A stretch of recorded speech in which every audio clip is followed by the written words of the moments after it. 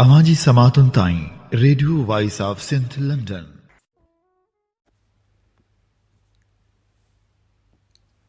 आप सुन रहे हैं radio voice of Sindh London और मैं आपकी मेज़बान कमल ओढो।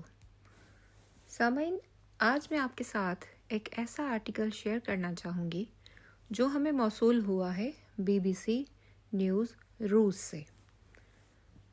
बिजनेस रिपोर्टर एलेस्की काल्मिको इस रिपोर्ट में कहते हैं कि रूस अपने खुफिया बहरी बेड़े का इस्तेमाल तेल स्मगलिंग, जासूसी और हाइब्रिड जंग के लिए कैसे कर रहा है।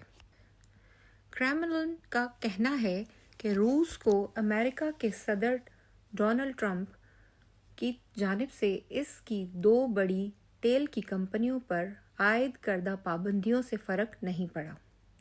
तमाम तर पाबंदियों के बावजूद रूसी तेल की तिजारत जारी रहने की वजह एक ऐसा खुफिया बेड़ा है जो ज़ॉम्बी या गोस्ट टैंकर पर मुश्तमिल है और फिल वक्त दुनिया भर में लाखों बैरल तेल की तरसील कर रहा है। ईरान के रहनुमा से लेकर वेनेज़ुएला के फ़ौजी जर्नलों समेत मुफाद परस्त मगरबी कारोबारी शख्सियत और इदारे भी उन ख़रीदारों में शामिल हैं जिन्हें माहौल को दरपेश ख़तरात और कई माह तक समंदर में फंस कर रह जाने वाले टैंकरों के अमले की हिफाजत और आज़ादी से ज़्यादा सिर्फ मुनाफे की परवाह होती है। यूक्रेन पर सन 2022 में होने वाले हमले के बाद इस खुफिया रूसी बेड़े की सरगर्मियां बढ़ गई थीं, जिनसे पुतिन हुकूमत फ़ायदा उठाते हुए न सिर्फ रूसी तेल मुल्क से बाहर भेज रही थी बल्कि अपनी जंग के लिए सरमाया भी हासिल कर रही थी। इसके अलावा जैसा कि सदर ट्रंप ने कहा कि इस खुफिया बेड़े की मदद से रूसी हुकूमत यूरोप में नेटो ममालिक के ख़िलाफ़ जासूसी और सबोताज कार्रवाइयाँ भी कर रही है, जिसमें ज़ेर समंदर केबल्स और पाइप लाइन्स को नुकसान पहुँचाना भी शामिल है। याद रहे कि रूस, अमेरिका और सऊदी अरब समेत दुनिया में तेल की बरामद करने वाले 3 बड़े मुल्क में शामिल है। अमरीकी महकमा तवानाई के मुताबिक 2024 में रूस मुजमई तौर पर 10% आलमी पैदावार का ज़िम्मेदार था। यूक्रेन जंग से पहले रूस की तमाम समंदरी बरामदात मगरबी टैंकों के ज़रिए होती थीं, जिनमें अक्सरियत यूनानी टैंकरों की थी। उनका मरकज़ स्विट्ज़रलैंड में होता था, जबकि इंश्योरेंस लंदन से हासिल की जाती थी। S&P ग्लोबल के तज्ज़ियाकारों का मानना है कि अब 90% तक आलमी समंदरी तिजारती सामान की इंश्योरेंस करने वाली कंपनियों से रूस तक तेल लेकर जाने वाले 5 में से 4 टैंकरों के पास इंश्योरेंस नहीं होती। उनका ये भी मानना है कि मगरबी पाबंदियों की खिलाफ वर्जी करते हुए ये खुफिया बेड़े रूसी तेल का 80% तक बैरून मुल्क पहुंचाया जा रहा है। क्यू स्कूल ऑफ इकनॉमिक्स के इकनॉमिस्ट बेंजामिन का कहना है कि रूस ने खुफिया बेड़ा बनाया है जो उसे पाबंदियों से बचने का रास्ता फराहम करता है। ताहम उनका कहना है कि इस बेड़े में शामिल जहाज़ पुराने हैं और उनका ज़्यादा ख्याल नहीं रखा जाता, जिसकी वजह से ये पुराने जहाज़ तेल लीक होने के ख़िलाफ़ मुनासिब इंश्योरेंस में भी शायद नहीं रखते। उन्होंने दावा किया है कि रूसी तेल की 3/4 बरामदात बाल्टिक और ब्लैक समंदरों पर वाक़ बंदरगाहों से निकलती है, जिसका मतलब है कि जहाज़ रोज़ाना कई बार यूपी समंदर से गुज़रते हैं। S&P ग्लोबल का तखमीना है कि समंदर में मौजूद हर 5 टैंकरों में से एक रूसी खुफिया बेड़े से ताल्लुक़ रखता है, जो गुमनाम तरीके से तेल की स्मगलिंग करते हैं। उनमें से 50% यानी निस्फ रूसी तेल और तेल की मसनूआत लेके जाते हैं, जबकि 20% ایرانی تیل اور 10% وینزویلا کا تیل لے جاتے ہیں۔ بقایا 20% کسی ایک ملک کے لیے کام نہیں کرتے بلکہ پابندیوں کا سامنا کرنے والے ممالک سے تیل لے کر جاتے ہیں۔ ان میں سب سے بڑا حصہ جو روس سمیت ایران اور وینزویلا کے لیے کام کرتا ہے، انڈیا اور چین کا رخ کرتا ہے، جو دنیا میں سب سے زیادہ آبادی والے ممالک بھی ہیں اور سمندر کے راستے تیل برآمد کرنے والے بڑے ممالک میں بھی شامل ہیں۔ روسی تیل خریدنے والوں میں ترکی، سنگاپور اور متحدہ عرب امارات بھی شامل ہیں۔ ان اقدامات میں سے ایک یہ ہے کہ بین الاقوامی سمندر میں ایک جہاز سے دوسرے جہاز پر تیل منتقل کر دیا جاتا ہے جہاں بندرگاہ کی احکام کی نظر نہیں ہوتی، اور اکثر ایسا خراب موسمی کے حالات میں کیا جاتا ہے تاکہ یہ معلوم نہ ہو سکے کہ وہ کیا سامان منتقل کر رہے ہیں۔ اس کے علاوہ یہ جہاز اپنا آٹومیٹک شناختی نظام بند کر دیتے ہیں جو ان کی پوزیشن، رفتار، سمت اور نام، جہاز کی قسم جیسی معلومات ٹرانسمٹ یعنی فراہم نہیں کرتا۔ اکثر یہ جہاز اپنا مقام اس بھونڈے انداز سے بدلتے ہیں کہ لگتا ہے جیسے یہ جہاز سمندر میں نہیں بلکہ خشکی پر سفر کر رہا ہے۔ کچھ جہاز گوسٹ شپ بن کر اپنا ڈیٹا چھپا لیتے ہیں اور رجسٹریشن فلنگ بدل لیتے ہیں یا پھر کسی فلنگ کے بغیر ہی سفر کرتے ہیں۔ کچھ جہاز ایک ہی ماہ میں کئی بار نام بدلتے ہیں۔ کچھ جہاز زومبی شپ بن جاتے ہیں اور منفرد بین الاقوامی میری ٹائم آرگنائزیشن رجسٹریشن میں نمبر براڈ کاسٹ کرا دیتے ہیں، جو عام طور پر ایسے جہازوں کو دیا جاتا ہے جن کو ختم کر دیا جانا مقصود ہو جاتا ہے۔ یہ ایسے ہی ہے جیسے کسی مردہ شخص کی شناخت کو اپنا لیا جائے۔ غلط شناخت اپنانے والے جہازوں کی تعداد رواں سال کے پہلے 8 ماہ کے دوران 65% تک تجاوز کر گئی تھی۔ یہ اعداد و شمار میری ٹائم کمپنی ونڈر ووڈ کی جانب سے کیے گئے تھے، جن کا اندازہ ہے کہ اس خفیہ بیڑے میں 1300 بحری جہاز یا کشتیاں شامل ہیں۔ دوسری جانب فلنگ رجسٹریشن میں بھی اضافہ ہوا ہے اور بہت زیادہ فراڈ بڑھا ہے۔ اگرچہ ان میں ایسی کمپنیاں اور جہاز ہیں جو قانونی ہیں، تاہم رجسٹریشن جاری کرنے والے بہت ممالک کے لیے یہ ایک نیا کام ہے اور ان کے پاس یہ صلاحیت نہیں کہ وہ تمام جاری ہونے والی فلنگ کی مانیٹرنگ کر سکیں۔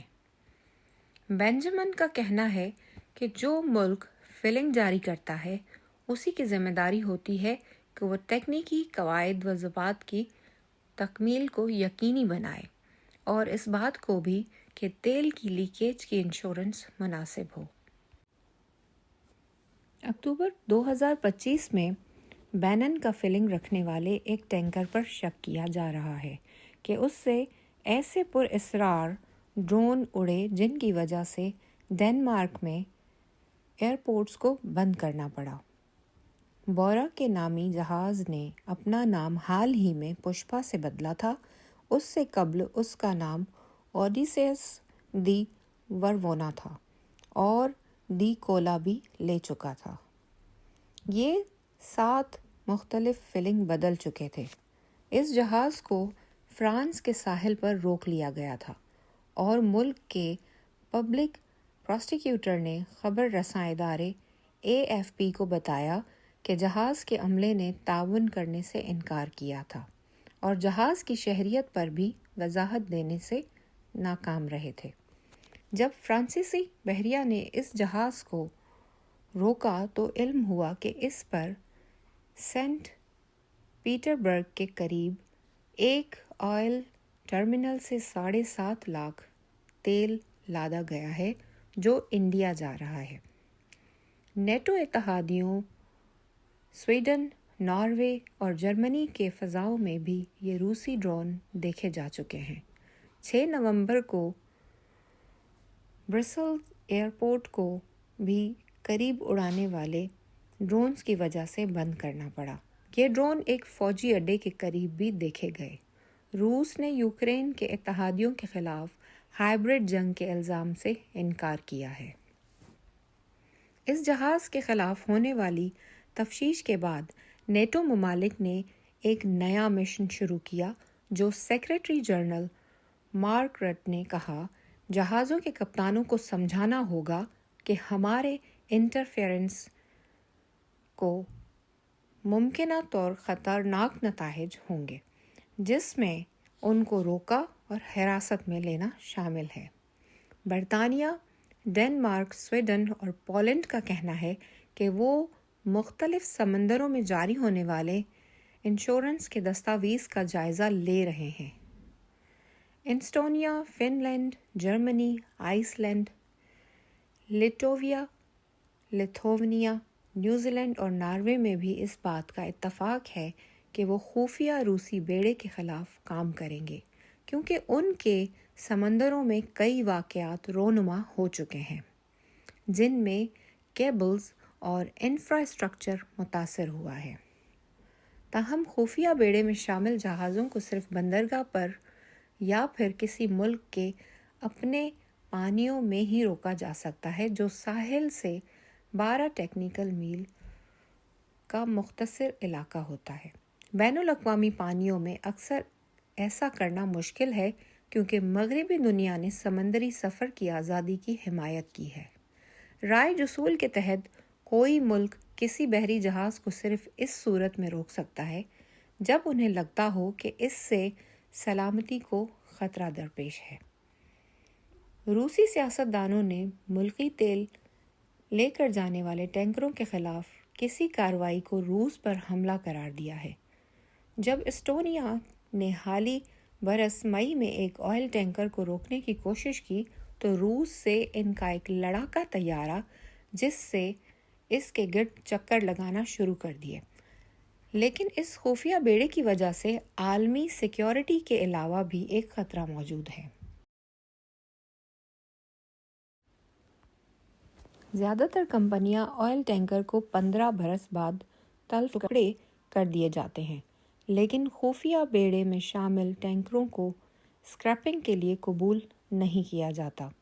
دسمبر 2024 میں روسی حکام کو اس وقت مشکل درپیش آئی جب 2 50 سال پرانے ٹینکروں سے 5000 تیل لیک ہو گیا۔ ایک سینئر روسی سائنسدان نے اسے 21ویں صدی کا سب سے بڑا ماحولیاتی دھچکا قرار دیا۔ روسی اکیڈمی آف سائنس کے سربراہ وکٹر نے ایک مقامی اخبارات سے بات کرتے ہوئے کہا کہ یہ پہلی بار ہوا ہے کہ ایندھن اتنی مقدار میں لیک ہوا ہے۔ دوسری جانب فائنینشل ٹائمز کے مطابق دبئی میں موجودہ فرنٹ کمپنیاں، جن کے پیچھے روسی تیل کمپنیاں ہوتی ہیں، ایسے جہاز خرید لیتی ہیں جن کی عمر ختم ہونے والی ہوتی ہے۔ اس کی وجہ سے نئے ٹینکرز میں سرمایہ کاری کی حوصلہ شکنی ہوتی ہے، پھر نامعلوم یا نئی کمپنیوں کے درمیان انہیں بیچنے اور خریدنے کا عمل شروع ہوتا ہے، جس کا مقصد ہوتا ہے کہ احتساب نہ ہو۔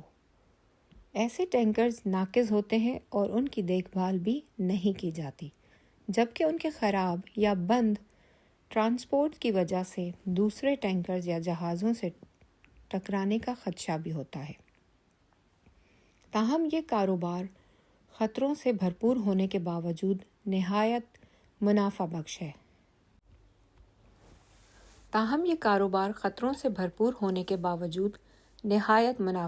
ہے۔ ایکسکلوسیولی شپ بروکرز کے مطابق ایک 15 سال پرانا سیوسمیکس ٹینکر $4 کروڑ میں ملتا ہے۔ S&P کے مطابق بحیرہ اسود سے روسی تیل کی ایک ماہ میں انڈیا تک پہنچا کر ٹینکر کا مالک $50 لاکھ سے زیادہ کما سکتا ہے۔ ان جہازوں کے خفیہ مالکان منافع تو کما لیتے ہیں، لیکن ممکنہ نقصانات دنیا کو اٹھانے پڑتے ہیں، کیونکہ انشورنس کی غیر موجودگی میں اگر کوئی حادثہ ہو یا تیل لیک ہو جائے تو کسی اور کو یہ نقصان اٹھانا پڑے گا۔ امکان ہے کہ جب بھی پابندیاں ختم ہوں گی یہ خفیہ بیڑا یوں ہی کام کر رہا ہوگا اور شاید اس کا دائرۂ کار اور وسیع ہو جائے۔ لینڈرسٹ کے مطابق ایسے ہی ایک اور بیڑا پہلے ہی سر اٹھا رہا ہے۔ انہوں نے چینی کنٹینرز جہاز ہینگ ینگ 9 کی مثال دی جسے اکثر روس کے زیر اثر یوکرین اور ترکی کے شہر استنبول کے درمیان دیکھا جا چکا ہے۔ سامعین، اس آرٹیکل کے لیے اضافی رپورٹنگ BBC ورلڈ سروس کی اولگا سواچک نے کی ہے۔ آج تک کے لیے اتنا ہی کافی۔ پھر ملیں گے ایک نئے آرٹیکل کے ساتھ۔ اپنا اور اپنے ارد گرد اپنے پیاروں کا خیال رکھیں۔ جی سندھ اواں جی سماعتن تائیں radio voice of Sindh London